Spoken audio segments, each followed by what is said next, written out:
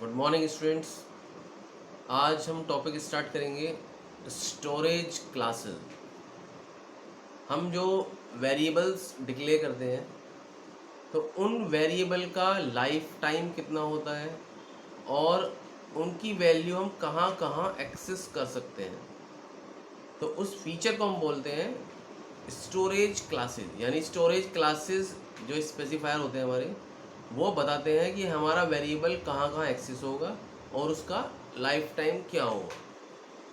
तो हमारे पास चार मेन क्लासेस होती हैं: auto, register, static and extern. ये चार मेन क्लासेस हैं जो हम वेरिएबल डिफाइन करते समय यूज़ कर सकते हैं। अब हम इनको वन बाय वन देखते हैं। सबसे पहला है हमारा ऑटो स्टोरेज क्लास। ऑटो जो शॉर्ट फॉर्म है वो होती है ऑटोमेटिक की। यानी जब हम वेरिएबल डिक्लेयर करते हैं, अभी तक जो हमने वेरिएबल डिक्लेयर किए हैं, तो वो ऑटोमेटिक अपने आप ही इसी स्टोरेज क्लास में आते हैं, ऑटो स्टोरेज क्लास के अंदर। तो यहाँ पे जो हमारे वेरिएबल्स होते हैं वो किसी फंक्शन के अंदर अगर हम डिक्लेयर करते हैं तो सिर्फ उसी फंक्शन में एक्सेस होंगे, उससे बाहर हम उन्हें यूज़ नहीं कर सकते। और फंक्शन ख़त्म होते ही उनका लाइफ ख़त्म हो जाती है। अब इन्हें डिफाइन कैसे करते हैं वो हम देखते हैं। अब जैसे मैंने एक वेरिएबल डिक्लेयर किया इंट ए, तो ये by default auto storage class में होता है। इसको अगर मैं ऐसे डिक्लेयर करता हूँ ऑटो इंट ए, तो भी एक ही बात है, यानी इससे कोई फ़र्क नहीं पड़ता ऑटो लिखो या मत लिखो। सेकेंड स्टोरेज क्लास है हमारी रजिस्टर स्टोरेज क्लास।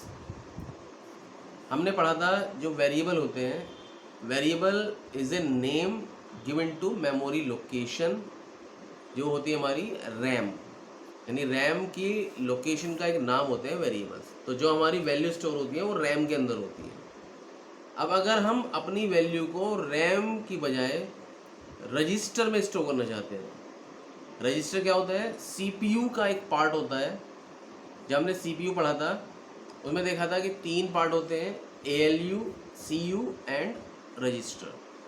तो अगर आप चाह रहे हो कि वैल्यू हमारी रजिस्टर में स्टोर हो तो हम उसके लिए रजिस्टर वेरिएबल ले सकते हैं। तो ये नॉर्मली तब यूज़ होते हैं जब हमें वैल्यू बहुत फास्टली एक्सेस करनी है, क्विकली एक्सेस करनी है, लेकिन इसका जो एरिया होता है बहुत लिमिटेड होता है। तो बस हमें क्या करना होगा, वेरिएबल डिक्लेयर करते समय उससे पहले लिखना होगा रजिस्टर। लेकिन हम उसे ये फोर्स नहीं कर सकते कि वैल्यू रजिस्टर में ही स्टोर करें।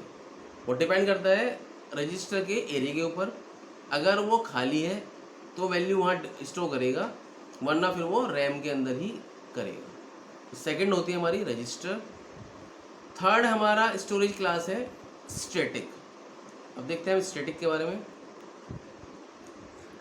जो हमारे स्टैटिक वेरिएबल्स होते हैं, स्टैटिक वेरिएबल की वैल्यू को स्टोर रखते हैं during the life time of the program. जब तक प्रोग्राम चलेगा तब तक वो वैल्यू स्टोर रहेगी। यानी अगर मुझे किसी वेरिएबल की वैल्यू एक फंक्शन से दूसरे फंक्शन के बीच में एक्सेस करनी है, यानी शेयर करनी है, तो हम उसको स्टैटिक वेरिएबल बना सकते हैं। तो ये फंक्शन कॉल के बीच में वैल्यू को रिटेन करता है।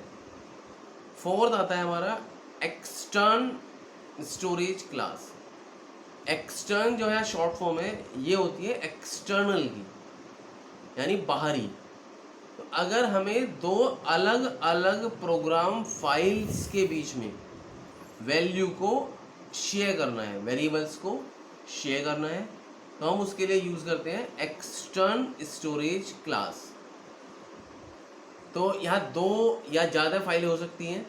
एक फाइल जिसमें हम वेरिएबल डिक्लेयर करेंगे और दूसरी फाइल जिसमें हम उस वैल्यू को एक्सेस करेंगे वेरिएबल की। तो वहाँ हम एक्सटर्न कीवर्ड का यूज़ करते हैं। तो जैसे हमने वेरिएबल डिक्लेयर किया था ऑटो, तो ऐसे ही बस हमें स्टैटिक में ऑटो की जगह स्टैटिक लगाना होता है, रजिस्टर में रजिस्टर लगाना होता है, और एक्सटर्न में एक्सटर्नल लगाना होता है। तो ये 4 हमारी स्टोरेज क्लास हैं जो हम यूज़ कर सकते हैं।